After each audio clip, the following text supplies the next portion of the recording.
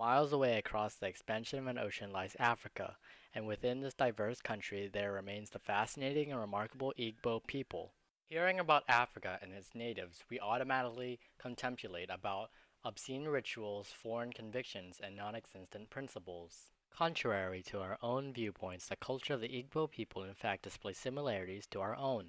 For example, if we examine their culture, you'll notice that our celebrations and festivals are quite comparable.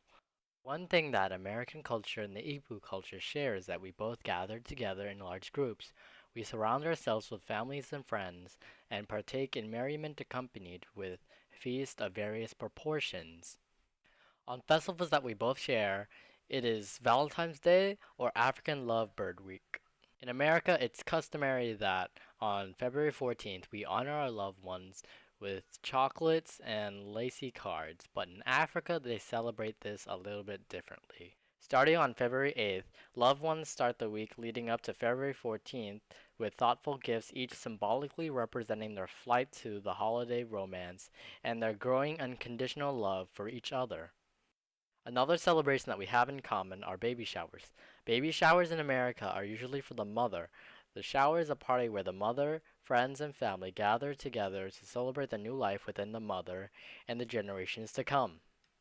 During the shower, the guests make merry through games, delicious food, and by giving the mother a bounty of baby-oriented presents.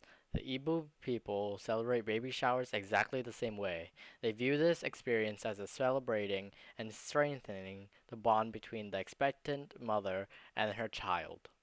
Another celebration that the Igbo and the American culture share is New Year's, or New Yam. In America, one of the biggest celebrations that most people partake is New Year's Eve. Every year, we sit counting down the hours till January 1st, which marks the beginning of the new year, unspoiled and full of possibilities. The Igbo culture, they celebrate the new yam, which begins the season of plenty, the new year. They honor this holiday by inviting friends and family to join in the feast, the drinking of spirits, and inciting contests for the guests to partake in. Although the Igbo people might be vastly different from our own culture, one thing we both share in common is that when we gather together during celebrations, we gather ourselves close with loved ones and welcome others to our table, and cherish one another's company as we lose ourselves in the merriment and festivities. In early America, plantations were built in American colonies. The plantations relied on cheap labor from African slaves who formed their own culture and therefore their own foods. Popular foods includes feather-light buttermilk dishes, fried chicken, country ham with red-eye gravy, and sweet potato pie. Soft vegetable dishes, which include oven-baked okra and baked yellow squash with onions, were popular because many people lost their teeth due to the poor dental care. Dishes that were cooked and served by slaves to plantation owners and guests include shrimp creole over rice, pound cake with strawberries, and ambrosia.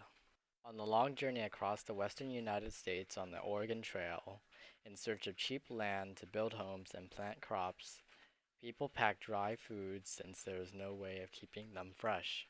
Supplies that were packed include flour, cornmeal, bacon, coffee, tea, sugar, salt, rice, dried beans, and dried fruits. Popular means include boiled potatoes and peas, cornmeal, biscuits, salt-rising bread, cooked greens with bacon and vinegar, dried apple dumplings, beans and rice, and Oregon venison stew.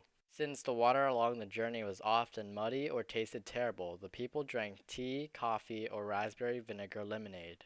In the late 1800s, there were vast plains in the western America, where large herds of cattle lived. Ranch owners hired cowboys to herd their cattle to cow towns. From the cow towns, they were sold for much more and shipped on railroads to slaughterhouses. There was a designated cook who was in charge of making all the meals for the other men. The cook made cornmeal mush, corn doggers, sourdough biscuits, coffee, beef chili, and beef and gravy. Beans were served almost every day since dried beans did not spoil easily stored, and provided much needed protein.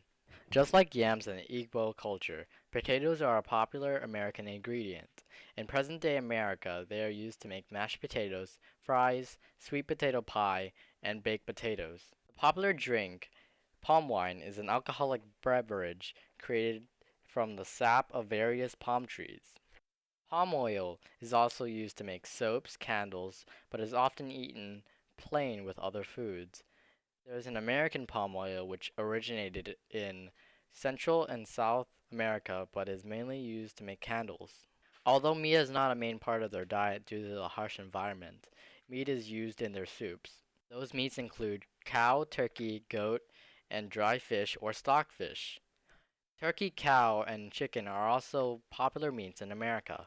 Other meats include bushmeat, which is antelope or even lesser species like a rat. Kola nut was used in American soft drinks and was chewed to diminish hunger/fatigue, but in the Igbo culture, the kola nut was not eaten but used in ceremonies. The Igbo people rely mainly on subsistence farming of root crops such as yam, taro, and cassava for their food. Other crops that are grown include corn, melon, okra, pumpkins, and beans.